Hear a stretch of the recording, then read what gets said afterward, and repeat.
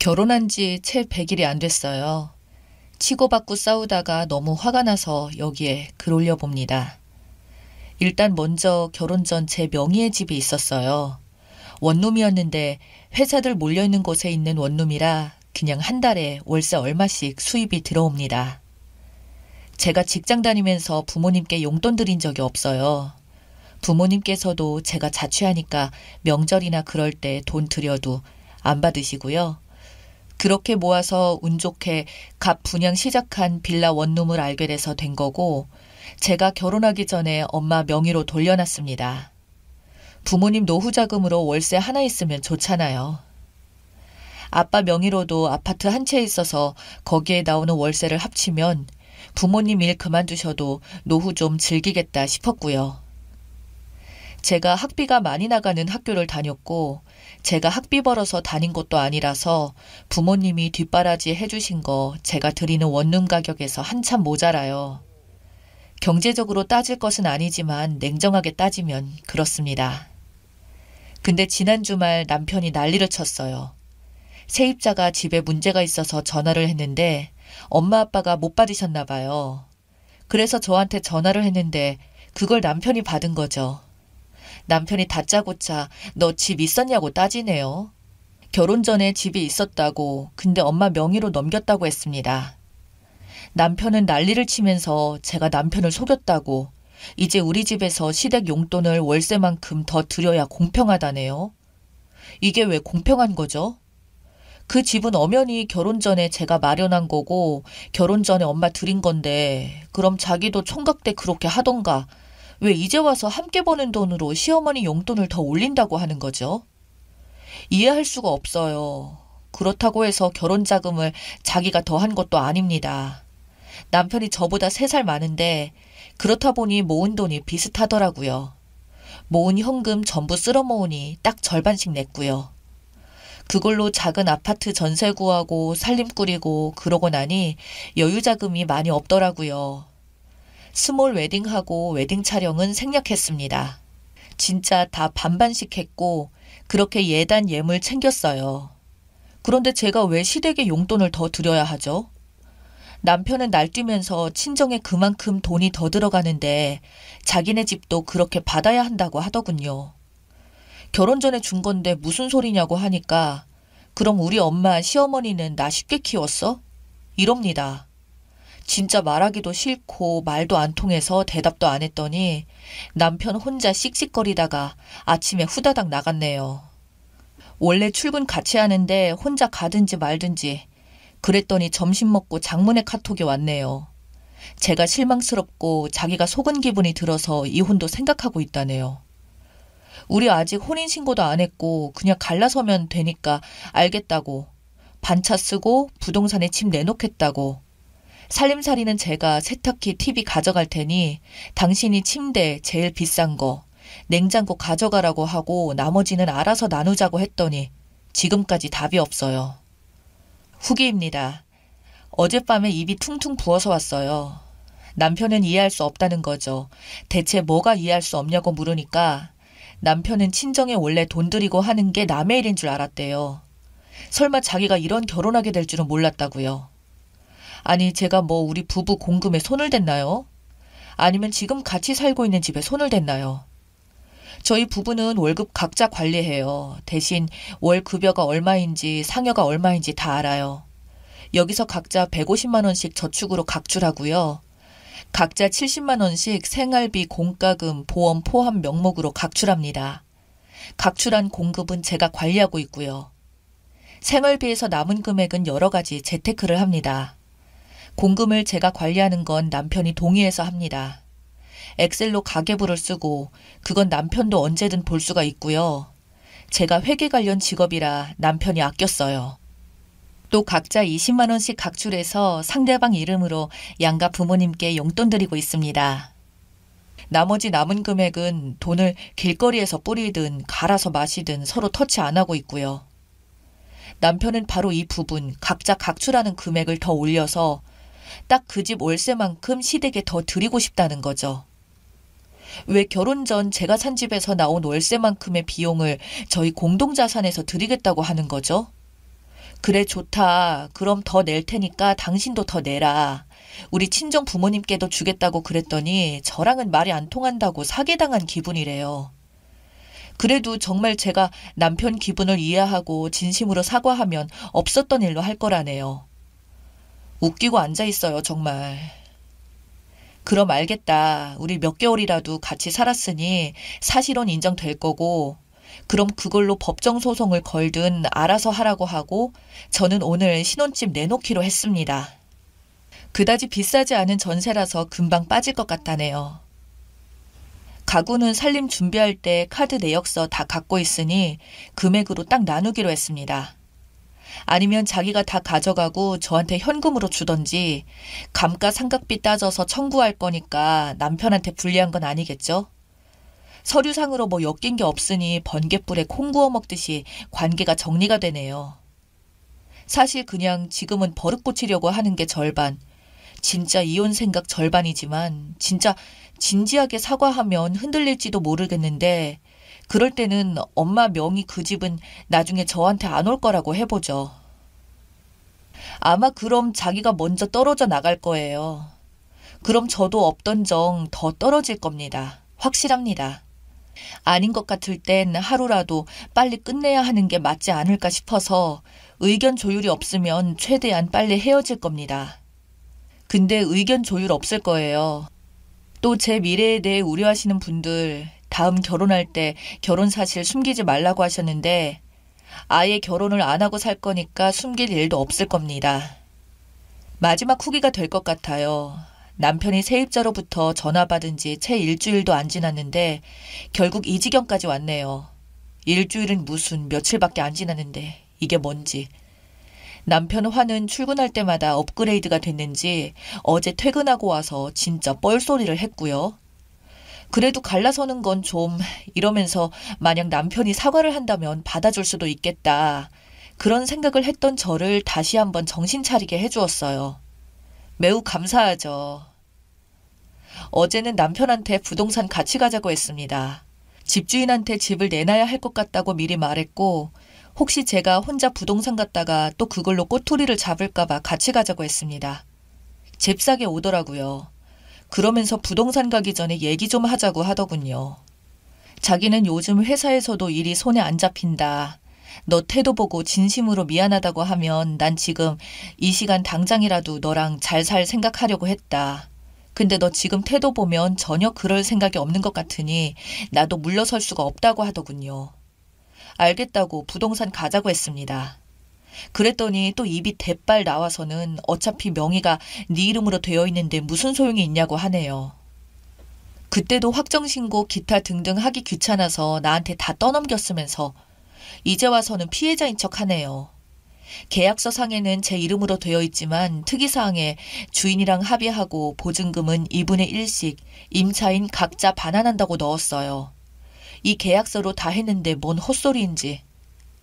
그땐 공정하게 하자고 둘 다 모든 걸 함께 하자는 좋은 뜻으로 그렇게 한 거였는데 오히려 지금 와서 보니 일처리가 수월하네요. 그렇게 집 내놓고 집으로 돌아오는데 남편이 또 지금이라도 고집 꺾고 서로 진지한 대화를 하면 상황 돌릴 수 있대요. 그럼 그러자고 하고 대신 그 집 이야기는 꺼내지 말라고. 그럼 나도 당신이랑 같이 살아볼 생각이 있다고 했습니다. 근데 그건 분명 제가 사과해야 할 부분이지만 그냥 넘어가겠대요. 그러냐, 다행이다. 연애할 때 그 집 돌렸다고 얘긴 못한 건 미안하다. 그런데 이 모든 걸 다 공유해야 한다면 왜 당신은 직장 이직하는 것도 이미 이직하고 나서 통보했냐 했죠. 연애 때 남편이 지금 직장으로 이직을 했어요. 그랬더니 그건 문제가 다른 거래요. 근데 난 시부모님 용돈 더 드리는 건 합의할 수 없다.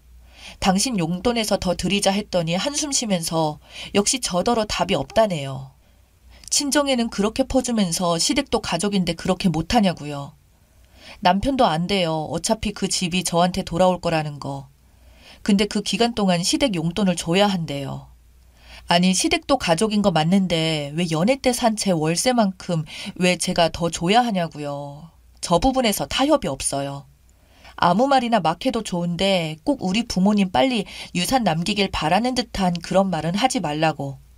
내가 시댁 아파트 언제 우리한테 넘어올까 하면서 디데이 설정해두면 좋겠냐고 그랬더니 저더러 말이 안 통한대요. 이런 말은 텍스트로도 쓰기 쉽네요. 결국 갈라섭니다. 그리고 집에서 같이 살 수 없게 되었으니까 네가 나갈래 내가 나갈까 하던 차에 남편이 말하길 이런 말까지 안 하려고 했는데 말해야겠대요. 자기는 사기당한 거고 그래서 저를 용서할 수 없다고 고소하고 위자료 청구할 거래요.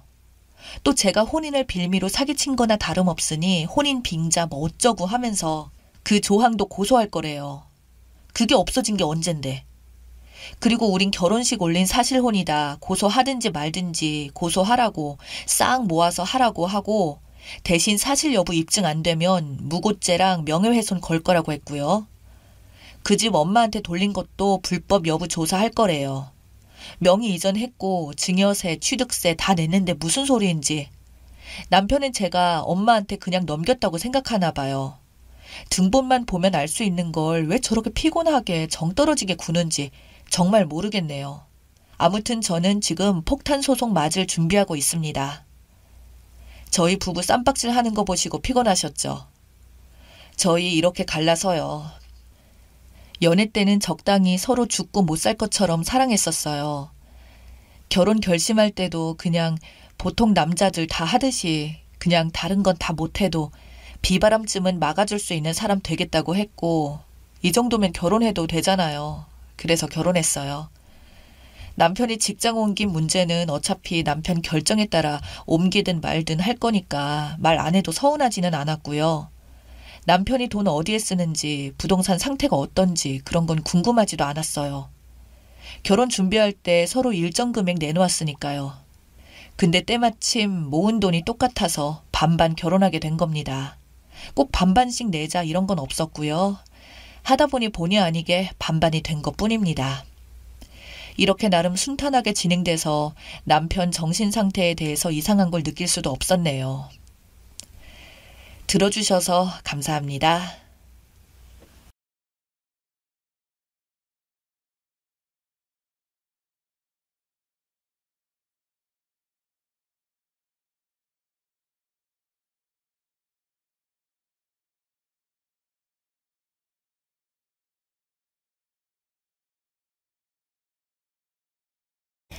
안녕하세요. 저는 50대 중반의 여성입니다. 세상에 살다 살다 이런 인간만도 못한 것 때문에 너무 화가 나서 사연을 적어 보내봅니다. 저에게는 3살 터울의 남동생이 하나 있었습니다. 동생은 어릴 때부터 집안의 장남으로 공부도 잘했고 어른들에게 성격도 싹싹했기에 집안에서 많은 이쁨과 관심을 받고 자랐습니다. 저희 집은 가난했었지만 머리가 나쁜 집은 아니었던 것 같습니다. 저는 여상을 졸업하여 은행원으로 취직을 했었고 남동생은 집안의 적극적인 지원을 받아서 당시 한국 최고의 명문대를 들어갔었죠. 동생은 열정적인 노력을 하였습니다. 좁디 좁은 저희 집에서 매일 새벽까지 악착같이 공부를 하며 자신이 기필코 반드시 성공해서 집안을 일으키겠다고 말을 하던 아이였죠. 그런 동생은 저희 집안의 자랑이자 모든 것이었습니다. 동생은 학교를 졸업하고 대기업에 들어갔고 제가 결혼한 지 1년 뒤에 결혼했었습니다. 그때까지만 해도 저희 집은 참 행복했었죠. 동생이 데려온 올케는 첫인상부터 서울 여자였습니다. 저희는 당시 부산에서 살고 있었는데 제 동생만 학교 때문에 서울로 가서 공부를 했었고 졸업 후에 직장도 서울로 구해서 다녔기에 동생이 데려온 서울 여자는 저희 집에 많은 충격을 일으켰습니다. 말투나 옷 입는 것 등등 서울 깍쟁이 여자처럼 부모님께 인사드리던 날을 저는 아직도 생생하게 기억합니다. 동생은 결혼하고도 잘 살 거라 생각해서 저희 집은 없는 형편에 빚까지 내서 동생 명의로 집까지 해줬죠. 그런데 이 모든 일상이 깨진 것은 그로부터 6년이 채 지나지 않아서였습니다. 동생이 갑자기 교통사고로 사망을 한 겁니다. 정말 처음 그 소식을 들었을 때는 모든 게 꿈만 같았고 거짓말 같았습니다. 엄마를 겨우 모시고 동생의 장례식장에 도착하고서야 정말 동생이 죽은 걸 실감했었죠. 동생에게 남겨진 것은 이제 막 5살이 된 딸아이 하나와 올케만 있었습니다. 문제는 어떻게 치렀을지도 모를 동생의 장례식이 끝나고 나서 1년쯤 지났을 때 올케가 글쎄 부산에 내려와 자기 딸아이를 저희 부모님께 버리다시피 맡기고 도망간 거였습니다. 처음에는 부산의 할머니를 보고 싶다고 딸아이가 졸라서 왔다는 말을 했고 그 길로 조카를 버리고 달아나 버렸죠. 올케는 그것뿐만 아니라 자기 남편이던 동생 명의로 해준 집이 자기에게 상속이 되자 그 집까지 다 팔고 돈을 가지고 도망을 친 겁니다. 정말 그 올케를 잡기 위해 알아봤으나 상속도 정상적으로 다 되었고 저희가 어떻게 잡아서 할 수 있는 일이 없더군요. 시간이 흘러 천신만고 끝에 올케와 연락이 되어 조카를 도대체 어떻게 할 거냐고 묻는 말에 자기는 모른다며 고아원에 내다 버리든지 우리가 키우든지 정씨집안 자손이니 알아서 하라더군요. 그 뒤로 알고 보니 이 짐승 같은 여자가 바람까지 나서 저의 동생 재산까지 꿀꺽해서 재혼하려고 그런 거였습니다. 새 남자가 자식 딸린 게 싫다고 해서 저희한테 버렸던 거고요. 돈이라도 내놓으라니까 올케는 자기 재산이고 앞으로 볼 일도 없을 텐데 내놓긴 뭘 내놓느냐며 비꼬더군요. 덕분에 진짜 돈도 돈이지만 돈이라는 걸 떠나서 너무 괘씸하고 올케 때문에 집안 분위기가 한순간에 진짜 초상을 한 번 더 치른 것처럼 되었습니다. 장례식 때만 해도 동생이 죽고 나서 올케가 그래도 우리 가족이라고 여기고 불쌍하다고 이걸 어떡하냐며 저희 엄마가 음식도 계속해서 보내고 필요한 거 있을 때 저희한테 모두 요청했으면서 이제 와서 이렇게 이런 짓을 저질렀다는 게 심지어 그것도 계획적으로 치밀하게 전 재산까지 싹 다 정리했다는 게 저는 너무 분하고 치가 떨리더군요. 근데 어쩌겠어요. 올케는 그렇게 도망가고 조카는 대체 무슨 죄입니까? 조카는 자신이 버려진 걸 지금도 이해를 못했는지 매일매일 엄마는 언제 오냐며 물었고 그런 조카를 껴안아주며 저희 부모님은 정말 세상이 망하는 듯이 우는데 그 꼴을 저는 도저히 못 보겠더군요.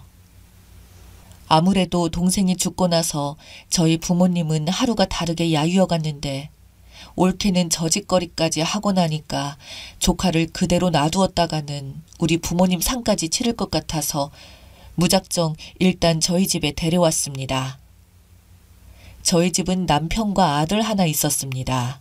남편은 공무원이었고요. 저는 은행원이었죠. 둘이 맞벌이를 하다 보니 한 명까지는 더 먹여 살릴 여건이 되었고 남편도 솔직히 좀 탐탁지 않아 했지만 모든 걸 받아들여줬습니다. 제가 죽은 동생 때문에 얼마나 힘든지를 잘 알기에 어차피 둘째 낳았다고 치자고 말을 하더군요. 저희 아들은 동생 딸보다 1살이 많았거든요. 사촌 동생이 앞으로 여동생이 될 거라고 하니까 저희 아들은 사려 깊게 생각을 하더니 사촌 동생이 많이 힘들겠다며 앞으로 자기가 잘 챙겨주겠다고 말은 하는데 정말 아들 덕분에 조카가 딸로서 저희 가족으로 생활 적응할 수 있게 많은 도움이 되었었습니다. 저희 가족은 전부 다 조카를 위해서 많은 노력을 했었고 조카도 처음에는 자신의 아버지가 죽고 엄마가 자기를 버린 사실을 받아들이는데 너무나도 참 힘들어했지만 결국은 받아들이고 저희 가족으로 살기 시작했습니다. 저한테 조카가 엄마라는 말을 익숙하게 쓰기까지 3년이 걸렸었네요. 그렇게 조카를 제 딸로 받아들이고 정말 저의 친동생의 자식이지만 제 자식이라 생각하고 키웠습니다. 늦게 생긴 제 딸은 제 친동생이었던 아빠를 닮았는지 공부를 어릴 때부터 엄청 잘했습니다.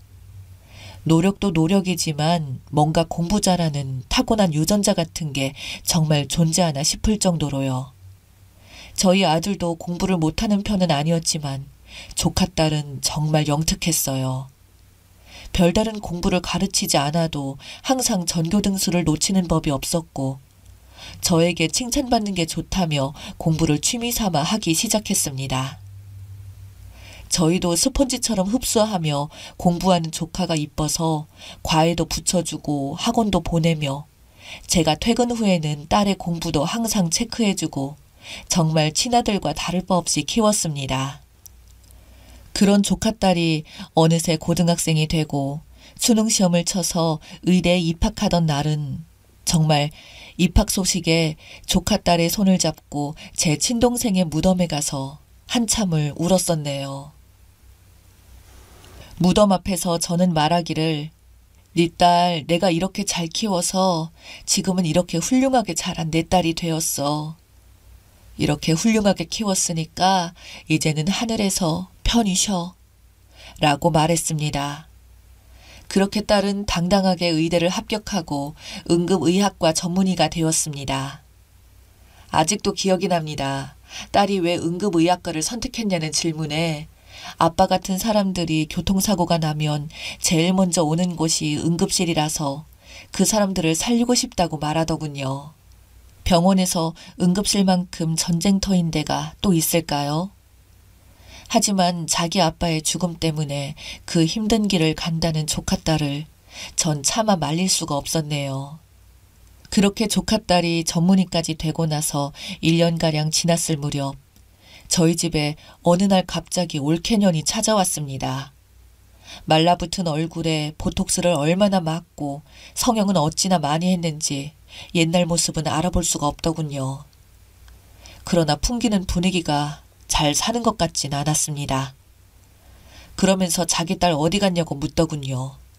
저는 그래서 네가 무슨 염치로 여기에 찾아와서 버린 딸을 찾냐니까 올케는 말하기를 당연히 내가 친엄마이고 내 혈육이니 찾는다며 소리 지른 그 올케의 뺨을 저는 내리쳤습니다. 그 후 올케년에게 소금까지 뿌려서 내쫓아냈더니 얼마 지나지 않아 딸한테서 친모가 병원에 찾아왔다고 연락이 오더군요. 몹시도 겁에 질린 목소리였습니다. 저는 딸에게 그냥 무시하라고 했지만 그 미친 올케는 조카딸이 일하는 병원 응급실에 쳐들어와서는 자기 딸이 낳아준 친엄마를 버린다고 은혜도 모르는 년이라며 고래고래 소리를 질러댔다고 결국 병원 원장실까지 불려가서 도대체 이게 무슨 일이냐는 이야기를 들었다고 하더군요. 저는 정말 피가 거꾸로 솟았습니다. 도대체 버릴 때는 언제고 제가 그래서 올케에게 바로 연락하니까 저에게 한다는 소리가 저랑은 할 말 없다고 딱 잘라 말하더군요. 그래서 하늘이 무섭지 않냐니까 자기 딸이 자기 낳아준 친엄마랑 만나는 게 뭐가 잘못된 거냐고 뻔뻔하게 말하고는 전화를 끊어버렸습니다. 결국 올케는 하나 남은 자기 딸에게조차도 질리게 만드는 기생충 같은 존재가 되어버렸죠. 그 이후에도 딸이 일하는 병원에 몇 번을 계속 찾아오자 조카딸은 경찰에 신고하여 협박죄, 폭행죄로 고소했고 양육비도 모조리 고소로 대응을 해서 오히려 돈을 받아내게 되었습니다. 그제서야 올케는 저희에게 싹싹 빌며 자기가 사실 지금 돈이 얼마 없다며 이 돈마저 빼앗아가면 자기는 죽어야 된다면서 제 친동생이자 정신 나간 올케의 남편이 죽고 나서 만난 재혼한 남자는 알고 보니 글쎄 지독한 알코올쟁이 사기꾼이었다고 합니다. 재혼 후에 자기도 맞으면서 결혼 생활을 하다가 재혼한 남편 그놈이 갑자기 사업을 한다고 자기 돈까지 다 들고 가서는 부도까지 내버렸고 결국 재산도 지금 거의 모두 바닥이 나서 이혼했다고. 그렇게 자기는 혼자 지내다가 너무 외로워서 딸 생각이 나서 찾아왔는데 딸이 의사가 되었다는 말에 잠시 자기가 미쳤던 것 같다며 한 번만 용서해달라고 고소 좀 취소해달라고 싹싹 빌더군요. 알고 봤더니 올케는 그놈이랑 무슨 사기까지 연루되었는지 집행유예 중이었습니다. 경찰서 또 오면 큰일 났던 거였죠. 결국 올케는 그 전에 죄를 지은 형 때문에 법정 구속이 바로 되었고 집행유예가 취소까지 되어 실형을 받아 현재 감옥에 있네요. 제가 감옥까지 찾아가서 올케에게 말했습니다. 한 번만 더 내 딸 찾아와서 어줍잖은 기생충 짓거리 하면 그땐 감옥에서 아주 평생 썩게 만들어줄 거라고. 그러니 얼씬도 하지 말고 만약에 얼씬거리기라도 하면 필히 가중처벌이라고 말을 하니 감옥은 무서운지 벌벌 떨더군요. 어쩌다가 저런 여자를 만나서 제 친동생은 결혼을 한 건지 마음 같아서는 아주 그냥 영원히 감옥에서 안 나왔으면 좋겠네요.